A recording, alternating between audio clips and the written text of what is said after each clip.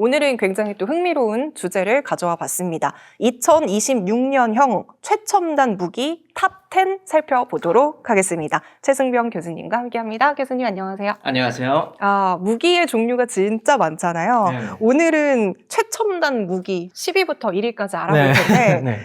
어떤 무기들이 있을지 굉장히 궁금합니다. 그러게요. 어떤 걸 준비했을지 저도 기대가 됩니다. 네, 이게 순서가 맞는지도 한번 말씀해 주셔도 좋을 것 네. 같아요. 자, 일단 10위부터 살펴보도록 하겠습니다. 자, 10위 뭡니까? 외골격 장비입니다. 네. 어떤 외골격. 건가요?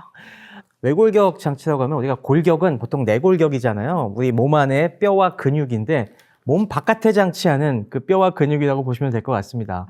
이거 요즘 어르신들 그 보조 장비로 많이 또 개발되고 있는데 나이 들면 다들 관절도 쑤시고 힘도 없어져서 비리비리 되기 쉬운데 그럴 때 바깥에 이걸 튼튼하게 잡아줄 수 있는 골격이 있고 또 거기에 힘을 얹어줄 수 있는 장치들이 있으면은 훨씬 편하게 다닐 수 있지 않습니까?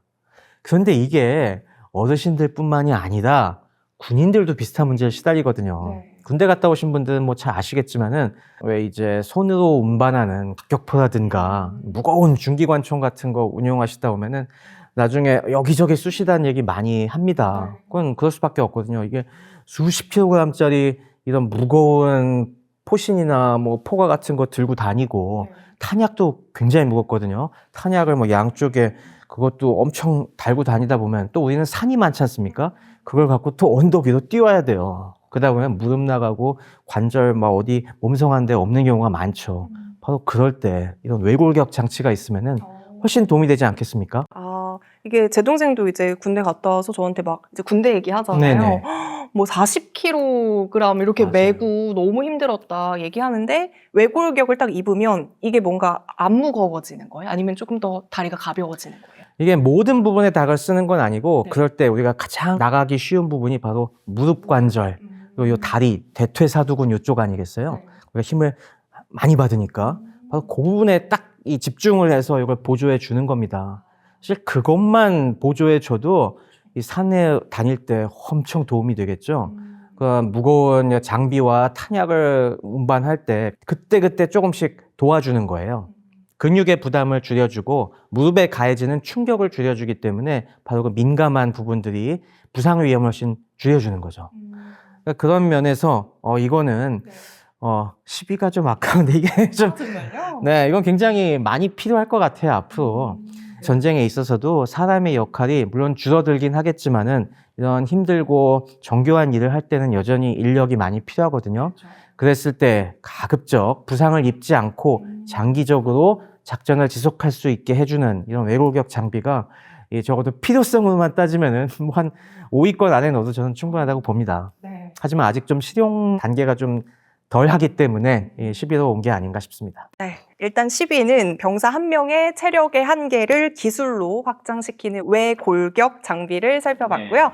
자, 이어서 9위는 제트 슈트입니다. 이거 영화에서만 보던 거 아닌가요? 맞습니다. 우리 아이언맨에서 네. 아이언맨 슈트 같은 걸 조금 더 현실적으로 만든 거겠죠? 이게 지금 상용화가 된 건가요? 네. 시험 비행 같은 거 하는 거 동영상으로도 많이 보셨을 거예요. 그래버티라고 하는 가스터빈 추진하는 장치가 뭐 6개 정도 달려있던 건가요, 이게? 그래갖고 진짜 슝슝 나는 거 굉장히 멋있는데 이게 좀 더 작아지면 정말 좋겠다라는 부분이겠죠. 하지만 이게 저는 과학기술적인 입장에서 봤을 때는 이거는 좀 현실성이 떨어지는 것 같습니다. 실용성이. 그렇죠. 왜냐하면은 우리가 흔히 얘기하는 게 사람이 하늘을 날게 만드는 거는 가장 멋있는 일이지만은 가장 쓸모없는 일이라는 그런 얘기도 있어요. 아니 이게 하늘을 날려면 아무래도 무게가 무거워지면 안 되기 때문에 뭐 총이라든지 이런 걸 기본적으로 못 들잖아요. 맞습니다. 그러면 이렇게 날아서 이걸 뭐 하려고 쓰는 거예요? 물론 뭐 사람이 날아서 여기저기 움직일 수 있으면은 훨씬 재밌는 상상은 많이 할 수 있겠죠. 하지만 사람이라는 존재가 이 하늘을 나는데 적응이 잘 안 돼 있는 존재이다 보니까 수많은 안전장구, 보호장구를 갖다가 또 같이 갖춰야 되고 여러 가지 기동에도 제약이 있습니다. 사람은 너무 빨리 움직이고 하면은 까무라치잖아요. 그래서 그런 것까지 다 챙겨서 하기에는 너무 부담이 많이 있고요. 그래서 우리가 사람이 탄 유인 항공기를 점점 줄이는 추세인 것도 사람을 태운 항공기는 안전장비가 굉장히 많이 따라붙거든요. 그래서 만들기도 되게 어렵습니다. 하지만 드론, 무인기도 만들면은 그런 제약이 없기 때문에 훨씬 더 격렬한 기동을 하면서도 에너지 면에서도 효율적으로 할 수가 있어요. 그래서 이 제트슈트 같은 경우들도 보면은 채공할 수 있는 시간이 몇 분 안 됩니다. 5분, 10분 정도. 이거 5분, 10분 정도밖에 안 되고 연료 또 메고 다니고 뭐 하면은 그거 정작 필요한 장비들을 많이 못 실게 되거든요. 진짜 뭐 아이언맨에 나오는 아크 리액터처럼 아주 혁신적인 그런 에너지원이 나오지 않는 이상 이 부분은 별로 도움이 안 될 것 같아요, 사실. 상상 속에서 봤을 땐 멋있지만 아니, 멋있죠. 실용성 멋있겠지만. 측면에서는 약간 물음표다. 네. 네, 그럼 이어서 8위도 살펴보도록 하겠습니다. 8위는 무장형 로봇계인데요. 뭐 이거는 또 되게 많이 영상에서 봤습니다. 요즘은 이게 굉장히 핫한 이슈죠. 요즘은 하늘을 날아다니는 무인 항공기가 물론 제일 각광을 받고 있지만 드론이 이것이 지상, 해상, 수중에서도 크게 많이 연구가 되고 있습니다. 이렇게 지상에서 무인으로 돌아다니는 이런 차량들 갖다가 UGV, Unmanned Ground Vehicle이라고 하는데 이게 조그만 차량처럼 생긴 것들도 있고 이런 식으로 생체 모방을 통해서 뭐 동물처럼 생긴 것들 아니면 사람같이 생긴 것들 다양하게 지금 나오고 있죠. 하지만 역시 이것도 사람을 굳이 모방할 필요는 없어요. 지상을 돌아다니는 데 있어 인간이 이족 보행이 꼭 효율적인 건 아니거든요. 오히려 사족 보행을 해야 더 안정적인 측면에서 이 개를 모방한 이런 로봇들 굉장히 유용합니다. 이런 것들은 한번 충전을 하면은 한번 3-4시간 정도 다닐 수 있을 거예요. 그리고 여기 탑재할 수 있는 게 한 10kg 정도? 그 정도 무게를 탑재할 수 있기 때문에 이 위에다 뭐 기관총이라든가 조그만 미사일 같은 거 탑재하고 뭐 2-3시간 막 돌아다니면서 이런 목표들을 제거하는 거 상상해 보시면 이거 굉장히 끔찍한 일입니다. 무섭기도 해요. 실제로 요즘 러시아 우크라이나 전쟁에서는 이런 UGV, 그러니까 지상 로봇을 이용을 해갖고 이 유인 진지들을 탈환하는 그런 사례들까지 얘기가 되고 있습니다. 그러니까 사람이 안 가더라도 이런 로봇만으로 진지들을 장악하는 이게 가능하다는 거예요. 그만큼 원격 조종 플러스 여기에 AI가 탑재되면서 어떤 미션, 임무만 지시해 주면은 얘들끼리 마찬가지로 군집 드론처럼 얘들도 팀을 이루는 겁니다. 쉽게 얘기해서 로봇계 소대가 만들어져서 역시 일부는 정찰하고 일부는 유인하면서 일부는 공격해서 침투해서 장악하는 이런 식으로 공격을 해두면은 사람이 막기가 쉽지가 않거든요. 그러니까요. 그리고 이제 사람 대신 투입이 되다 보니까 인명 피해가 줄어들게 되고 네. 그래서 계속해서 가성비 전쟁이 더 확산되고 있는 것 같은데 드론이 되게 저렴하잖아요. 네. 로봇계도 혹시 저렴한가요? 가격을 계속 낮추려고 하고 있죠. 몇 가지 한계는 있어요. 개 형태로 만드는 거는 좀 비용이 듭니다. 그렇지 않습니까? 네네. 이 개는 관절 같은 게 들어가는데 네. 이 관절 부분 움직이게 하는 데 있어서 이런 게 아직 특수 모터라든가 이런 게 들어가야 되기 때문에 좀 비싸거든요. 그래서 요즘 많이 쓰는 건 역시 뭐 우리 장난감 자동차처럼 바퀴를 갖고 있거나 아니면 여기 조그만 무한궤도를 갖고 있는 게 많이 쓰이긴 하지만은 지금 여러 가지 로봇 기술이 발전하면서 이런 로봇 요소들도 가격이 많이 싸지고 있거든요. 그래서 이것도 점점 코스트 다운이 되면은 어느 순간 이것도 많이 쓸 수가 있겠죠. 관절이 꼭 필요한 이유는 장애물 극복이 더 용이하기 때문이에요. 바퀴나 무한궤도 같으면은 너무 울퉁불퉁한 데는 이게 올라갔다 내려갔다 해야 되니까 약간 좀 한계가 있지 않습니까? 그럴 때 사람이나 우리 뭐 동물들 보면은 깎아지는 절벽도 톡톡톡톡 올라가고 아무리 울퉁불퉁해도 빠르게 갈 수 있듯이 그런 용도로는 굉장히 유용하죠. 그래서 이것도 앞으로 전장 상황에 맞춰서 다양한 종류의 무인 전투 로봇이 만들어져 갖고 전쟁터에서 점점 더 많이 쓰게 될 겁니다. 그러면서 이런 면에서 얼마나 이걸 대량으로 많이 찍어낼 수 있는 국가가 되느냐도 국방력의 큰 요소가 되겠죠. 네. 자, 이어서 살펴볼 무기는 7위 바다로 가보겠습니다. 네. 초거대 무인 잠수정인데요. 이걸 중국이 공개했었죠. 네. 지금 HS-001. 이건 근데 초거대는 아닙니다. 이건 좀 작은 거예요. 네. 물론 뭐 잠수정이 여러 가지 사이즈가 있습니다만은 요거는 약간 큰 편에는 속하지만은 이게 길이가 한 5m 정도에 아마 지름이 한 1m 정도 될 거예요. 이런 것들은 아무래도 대량으로 만들어져 갖고 해저 바닥에 쫙 깔리는 형태로 될 거예요. 이런 무인 잠수정들은 여러 가지 역할을 할 수가 있습니다. 일반적인 잠수함처럼 큰 것들은 그 안에 뭐 어를 싣고 가서 이 항구라든가 적함을 공격하는 용도로 쓸 수 있겠지만은 요거는 그렇게까지 크진 않거든요. 얘들은 어떤 역할을 하냐면은 바닥에 착 깔려서 우리 해저 바닥에는 뭐가 있습니까? 해저 바닥에는 광 케이블 같은 게 지나가죠. 통신 케이블이 이거 하나 끊기면은 우리나라 인터넷이 막 마비될 수도 있고 이렇거든요. 그래서 그런 게 바닥을 기어다니다가 비상시에 이런 걸 끊어버린다든가 아니면은 해저 밑바닥에 숨어 있다가 함정들 같은 게 지나가면은 갑자기 이쪽으로 조그만 폭탄 같은 걸 보낼 수도 있겠고 또 그거 자체가 하나의 감시망을 구성하는 센서가 될 수가 있습니다. 우리가 은밀하게 적을 타격하기 위해서 잠수함 같은 게 올 때 이 센서를 갖춘 소형 잠수정들이 바닥에 깔려 있다가 그 신호를 듣고서 아군에게 알려주는 이런 식으로 쓰게 되는 거죠. 또 우리나라에서 개발하고 있는 게 이름이 또 가오리입니다. 네. 이런 식으로 착 바닥에 붙어서 움직일 수 있는. 근데 요즘은 이런 잠수정들도 단순히 단독으로만 쓰이는 게 아니라 이것도 군집으로 쓰입니다. 물속에서는 물론 전파를 못 쓰기 때문에 여러 가지 음파를 이용해서 통신하거나 아니면 물 밖으로 나와서 전파를 쏘거나 하는데 짧게는 며칠, 길게는 뭐 수십일까지 작전을 할 수가 있거든요. 구역을 나눠서 쫙 퍼져갖고 일부는 그런 해저 시설들을 파괴하거나 적함들을 파괴하는 작전을 수행하기도 하고 일부는 그런 식으로 감시 역할을 하기도 하고 그래서 뭐 적의 항구가 있을 때 그 항구 앞에다 이런 걸 수십 대를 쫙 깔아 놓으면은 얘네들이 지금 적함이 어떻게 나오고 무슨 활동을 하는지 다 보고를 해갖고 후방에서 아군이 공격할 수 있게 이런 식으로도 쓰입니다. 그러면 지금 하늘, 바다, 땅 중에서 어디서 일어나는 전쟁이 가장 힘들어요? 어디 하나 쉬운 데가 없죠, 요즘. 네. 요즘은 육해공 플러스 우주 사이버. 우주. 네. 한 영역에서만 싸우고 있는 건 아니고요. 당연히 이런 작전을 하기 위해서는 일단 뭐 사이버 공간부터 확실히 장악이 돼야 되죠. 통신시설 인프라를 갖다가 끊는 작전도 많이 수행을 하게 되고 그걸 또 하기 위해서는 우주에서부터 밀착 감시가 이루어져야겠죠. 뭐 이런 게 다 네트워크로 엮여서 지금은 이 종합적인 역량, 어디 하나 빼놓지 않은 전 영역 작전의 역량이 있는 국가가 진정한 군사 강국입니다. 아, 그래서 지금 나온 6위 무기가 다이오 정찰 위성인데 아, 네. 6위 맞나요? 어떻게 보세요? 6이요? 네. 뭐 의미로만 따지면은 이거는 뭐 개인적으로 한 3위 내에 주고 싶은. 네.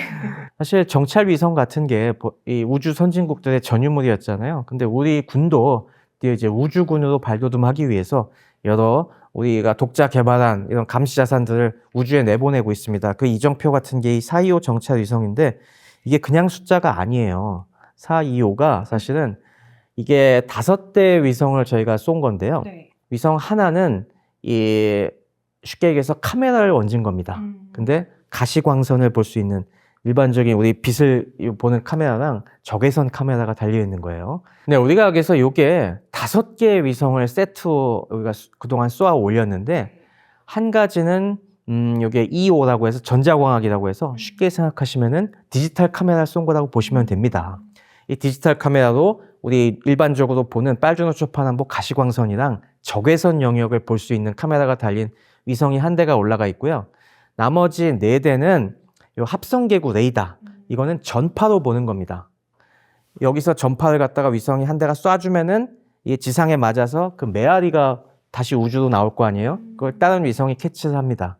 이렇게 하면은 날씨에 상관없이 밤이건 낮이건 볼 수 있는 그런 위성이죠. 그게 4대가 올라가 있는 거예요. 네.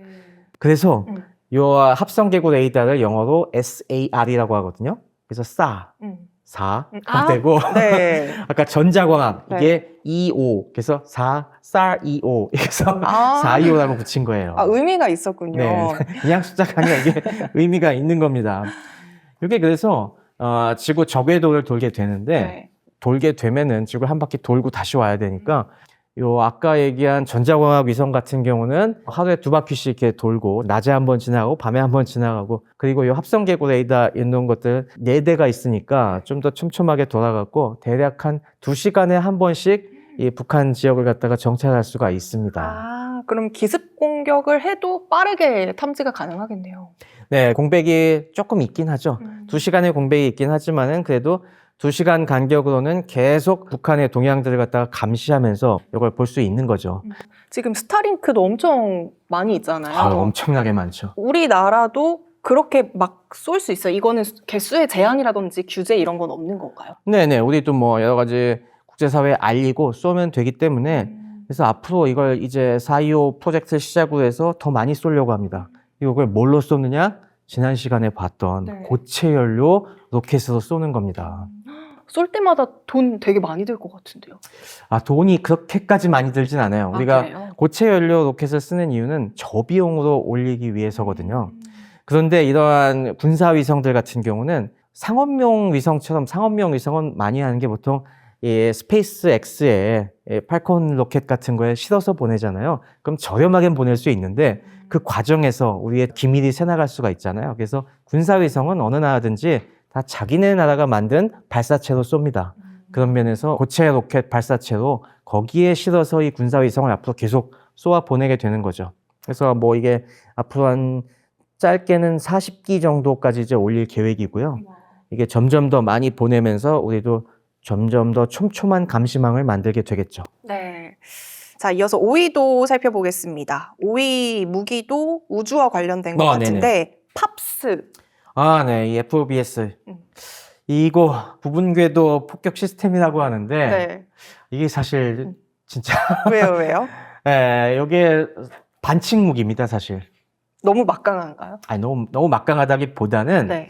이게 이해하시려면 기존의 대륙간 탄도미사일, 우리 핵미사일 생각하시는 걸 먼저 이해하셔야 될 텐데 보통 이 핵 강국들 사이에 과거 미국과 소련, 미국과 러시아 사이에 오고 가는 것들을 보면은 이 미국과 그리고 러시아를 잇는 이 지구본에서 딱 직선을 최대한 펼쳐서 있는 그 길 따라서 이게 오거든요. 그런데 이렇게 하면은 상대도 마찬가지로 그 길목에다가 예측하죠. 그죠. 여러 가지 요격 미사일들을 쫙 배치해 놓고 상대를 하기 때문에 이걸 피할 방법을 자꾸 생각을 하게 됐어요. 그래서 한 게 뭐냐면은 일반적인 탄도미사일은 이렇게 쏴서 지표면으로부터 거의 고도 한 1000km 이상까지 올라갔다가 떨어지거든요. 이게 아니라 띄운 다음에 이걸 위성들이 다니는 길에다 태우는 겁니다. 약간 우회하는 거네요. 네. 이렇게 높이는 안 올라가고 보통 위성들은 저궤도 위성 같은 경우 지구에서부터 한 150에서 200km 정도 고도에 있거든요. 여기 일단 올려요. 그래서 다른 일반 위성들이 쓰는 길로 쓱 타고 가다가 휙 떨어지는 겁니다. 그래서 반칙이고. 반칙이죠. 네. 이게 왜냐면 국제 협약으로 이 우주 공간을 그런 식으로 이용하지 않기로 국제사회가 원래 합의를 해놨었거든요. 그래서 이 지구 궤도에다가 지구를 뺑뺑 도는 궤도에다가는 무기 올려놓지 않기, 원래 이런 군사적 목적으로 활용하지 않기 이렇게 해놨었는데 여기도 이걸 이용을 해서 공격을 하겠다는 거예요.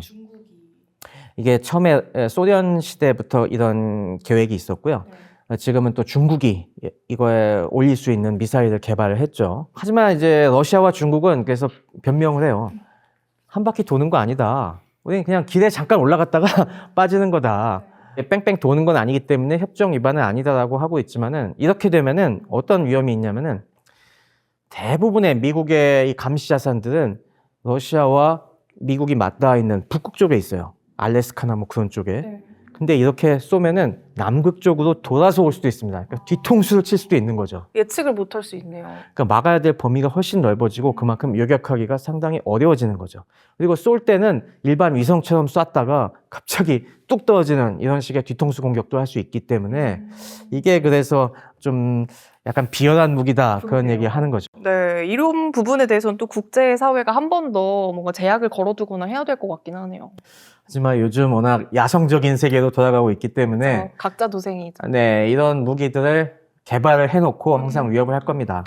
그리고 요즘은 또 여기에 중국 같은 경우는 한술 더 떠갖고 인공위성처럼 저궤도를 있다가 탁 떨어지는데 그냥 떨어뜨리는 것도 아니고 여기 극초음속 미사일 형태로 떨어뜨립니다. 그러니까 극초음속이라고 하면은 보통 마하 5 이상을 극초음속이라고 하거든요. 그러니까 떨어지다가 그냥 이렇게 떨어지는 게 아니라 이 대기권 경계 쪽에서 얘가 한번 이렇게 춤을 춰요. 한번 튕 튕기고 그 다음에 떨어집니다. 그러니까 예측해서 요격하기가 훨씬 더 까다롭게 만든 거죠. 네, 방금 말씀해 주셨는데 이 극초음속 미사일이 그게 또 리스트에 한국의 있습니까? 미사일 4위였습니다. 아, 네, 하이코어. 네, 맞습니다. 이 극초음속 미사일 기술이 요즘 핫하죠. 전통적으로 우리가 쏘던 탄도미사일이나 아니면은 비행기처럼 날아오는 순항 미사일들은 현대 기술로는 요격이 그렇게 어렵지가 않거든요. 그러니까 자꾸 변칙이 나오는 겁니다. 그렇게 해서 요격을 못하는. 그래서 탄도미사일 쪽을 개량한 게 극초음속 미사일이라고 보시면 돼요. 원래 탄도미사일은 워낙 높은 데서 떨어지기 때문에 원래부터 극초음속이긴 하지만은 여기서 얘기하는 극초음속은 이게 변칙 기동을 한다는 거예요. 가장 간단한 건 떨어지다가 한번 이렇게 픽 솟아서 이렇게 떨어지는 정도가 있었는데 요것만 갖고는 한번 탁 다시 올라갈 때 속도가 확 느려지거든요. 그 다음에는 HGV라고 해서 극초음속 활공을 합니다. 활공은 이렇게 새들도 날아가다가 슉 이런 식으로 훑으면서 가는 걸 활공이라고 하잖아요. 글라이딩 하는 바로 그겁니다. 지구 대기권에 들어오기 직전에 얘가 이렇게 떨어져야 될 게 갑자기 날개를 펼치고 슉 활공을 합니다. 그러면은 여기서 요격하려고 기다리고 있던 게 이렇게 슉 날아가 버리니까 요격이 어렵겠죠. 그리고 이렇게 활공을 하게 되면은 속도도 덜 줄어들기 때문에 여전히 요격이 굉장히 까다롭습니다. 이런 무기들이 우리에게 굉장히 중요한 것이 이걸 러시아, 미국, 중국과 같은 이런 국가들만 개발하는 게 아니라 북한도 요즘 이런 극초음속 활공 미사일들을 많이 개발하고 있습니다. 그래서 우리도 요격 미사일뿐만이 아니라 받아칠 수 있는 미사일을 만들어야겠다. 그래서 우리가 지난번에 봤던 현무5나 이런 미사일들 있지 않습니까? 그런 데는 충분히 큰 탄두를 실을 수가 있기 때문에 이런 극초음속 기능을 더한 겁니다. 요즘은 이거 말고도 스크램제트라는 또 일종의 제트 엔진을 이용한 극초음속 미사일도 있습니다. 일반적으로 떨어지는 미사일들은 점점 이런 기동을 하면 할수록 속도가 느려져요. 그래서 점점 요격하기가 쉬워집니다. 스크램제트 엔진 같은 경우는 오히려 극초음속에서만 작동을 하거든요. 그래서 처음에 속도를 다른 로켓으로 얻었다가 이 스크램제트를 점화해서 속도를 죽이지 않고 적 목표까지 도달하는 이런 무기들이 나오면서 점점 더 창도 예리해지는 거죠. 속도도 빨라지고 예측 불가성까지 높아지기 때문에 요격을 하기에 더욱더 어려워진다. 네. 그걸 우리나라가 만들고 있다. 네, 우리도 방패뿐만이 아니라 창도 갖고 있어야 합니다. 방패만 갖고 있으면은 얕보이기가 쉽거든요. 맞아요. 우리가 먼저 창을 쓰진 않겠지만은 너네가 자꾸 이런 식으로 나오면은 우리도 보복할 수 있다. 이걸 보여주는 게 중요합니다. 그런 면에서 우리가 이런 극초음속 미사일을 갖고 있다는 거는 굉장히 전쟁 억지력에 도움이 됩니다. 3위를 알아보도록 할 텐데 네네. 3위도 한국이에요. 레이저 대공 무기입니다. 네네. 저희가 지난 시간에 봤었던 천광이 바로 이겁니다. 이게 3위예요? 우와. 네, 천광이 사실 이게 2014년부터 배치가 되기 시작을 했는데 이게 배치로만 따지면은 이스라엘의 아이언 빔보다도 빠릅니다. 아이언 빔이 올해 이제 실전 배치가 되면서 이란 전쟁에서도 요격을 수행하고 있는데요. 우리도 이게 못지않게 초기형이 먼저 배치가 됐습니다. 물론 아직은 한계가 있어요. 우리 레이저 대공 무기가 아직 출력이 조금 낮습니다. 미국이라든가 이스라엘의 선진 레이저 무기들은 100kW급 정도까지 낼 수가 있는데 우리는 한 십수 킬로와트 정도. 그래서 요격할 수 있는 드론이 좀 작죠. 하지만 북한은 워낙 다양한 종류를 쏘기 때문에 이 소형 드론의 위협에 대해서는 이게 대응할 수 있는 거고요. 우리가 이 레이저 무기가 여러 가지 약점은 많이 있지만은 굉장히 중요한 역할을 차지한다고 이해하시면 될 것 같습니다. 네.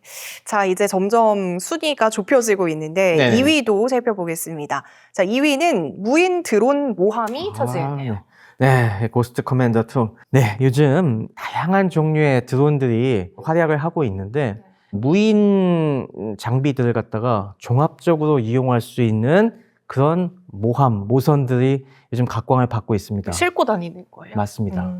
최근에 드론 잡는 드론 얘기 들어보셨나요? 네네. 네, 이게 지상에서부터 뜨면은 비효율적입니다. 일단 올라가는데 시간이 걸리고 목표까지 날아가는데도 시간이 걸리기 때문에 아예 그런 여격 드론을 대량으로 싣고 있던 모 드론이 하늘에 떠서 대기하고 있다가 저기 쫙 드론이 몰려오면은 떨어지는 건 훨씬 빠르잖아요. 그래서 쫙 밑으로 날아가면서 하나하나 붙어서 자폭하는 이런 방식으로도 운용이 되고 있거든요. 그런 식이라고 생각을 하시면 됩니다. 근데 고스트 커맨더라는 건 뭐냐면은 이걸 항공모함의 확장판이라고 보시면 될 것 같아요. 기존에 우리가 항공모함은 전 세계를 주유할 수 있는 이동 항공기지라고 우리가 이해하잖아요. 그러면서 거기에는 항공기뿐만이 아니라 다양한 무기들을 갖다가 싣고 다니는데 이걸 갖다가 기존에는 사람이 타고 있는 비행기에 실었다고 하면은 이제는 무인 항공기 플러스 수중 무인 잠수정도 있고 수상 무인정도 있거든요. 이런 걸 다 싣고 다니는 겁니다. 그러면서 작전을 고스트 커맨더에서 다 컨트롤하면서 하늘로도 보내고 수상정으로도 보내고 수중 잠수정으로도 보내면서 다각도로 팔을 뻗어서 작전을 하는 거죠. 그건 하나의 종합 무인전 기지로 쓰는 함정이라고 보시면 됩니다. 네, 이 안에서 뭐 드론 수백 개, 수천 대도 한 번에 관리할 수 있으니까 또 되게 효율적일 수가 있겠네요, 어떻게 보면.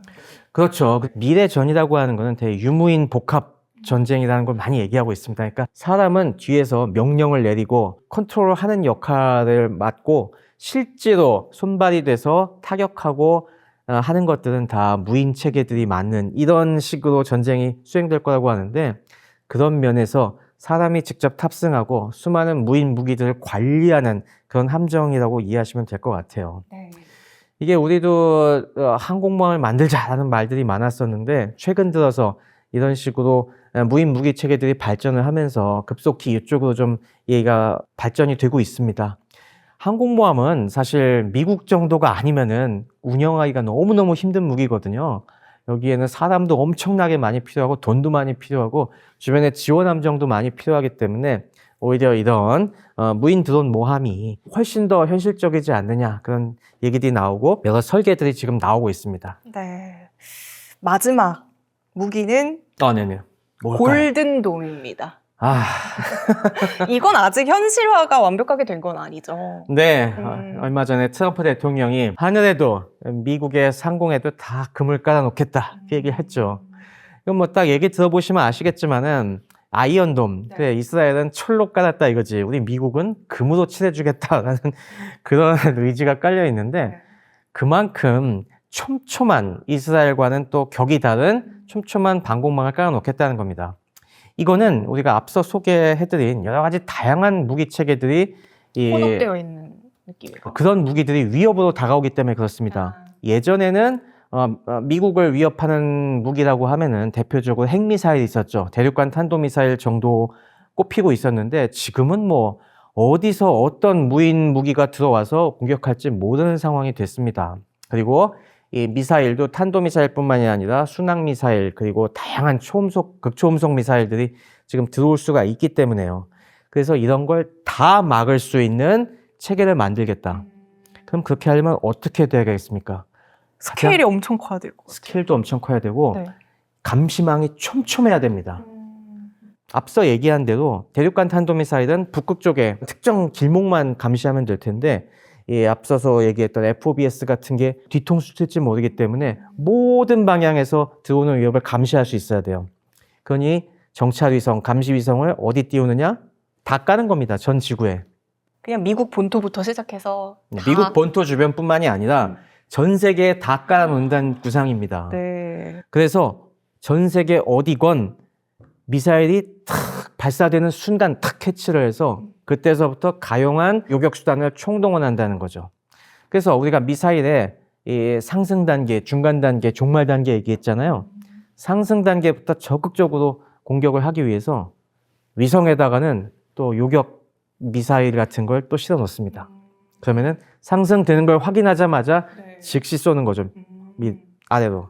이런 식으로 요격하기도 하고 중간에서도 계속 수많은 위성들이 밀착 감시를 하면서 한 발에 몇천억씩 하는 이 요격 미사일도 쏘고 그리고 종말 단계에서도 거의 떨어질 지점까지도 뚫리게 되면은 우리가 갖고 있었던 이제까지 봐왔던 다양한 요격 미사일 아니면 이 마이크로파 무기 아니면 레이저 등등을 모두 동원을 해서 하나라도 우리 미국을 위협하지 못하게 하겠다라는 게 골든돔 구상인 거죠. 아니 골든돔이 진짜 확실하게 현실화되고 탄생하면 전쟁 종식되는 거 아니에요?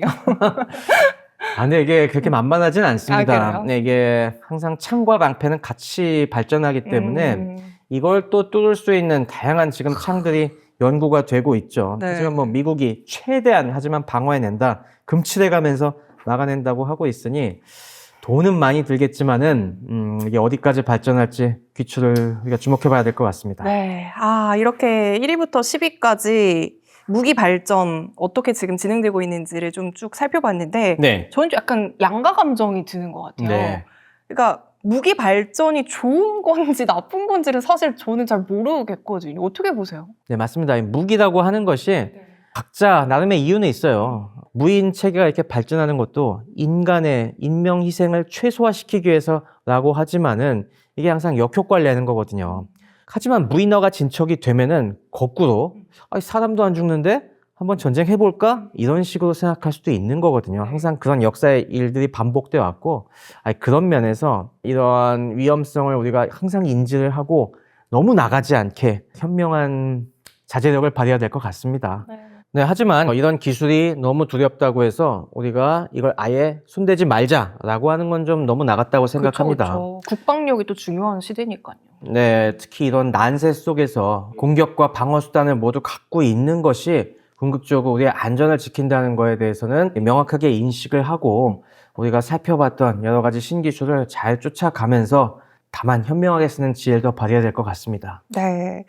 이렇게 오늘은 2026년 전장을 바꾸고 있는 10가지 무기들에 대해서 살펴봤는데요. 1위부터 10위 안에 꽤나 많은 무기들 중에서 우리나라 무기들이 네네. 많았다는 것에 저는 조금 더 의의가 있는 것 같습니다. 네, 여기 나온 거 외에도 뭐 우리가 주목할 만한 여러 가지 무기들을 최근에 많이 만들고 있죠. 방산의 효자 상품인 K9 자주포라든가 K2 흑표 전차 이런 것들도 지금 개량형이 계속 얘기가 되고 있고요. 또 최근에 양산이 시작된 KF-21도 우리가 점점 발전해 나갈 계획이 다 잡혀 있는데요. 또 이런 신기술을 점점 접목을 시켜서 이 AI화되고 그리고 네트워크화되고 있는 전장에 맞게 그런 로드맵은 있습니다.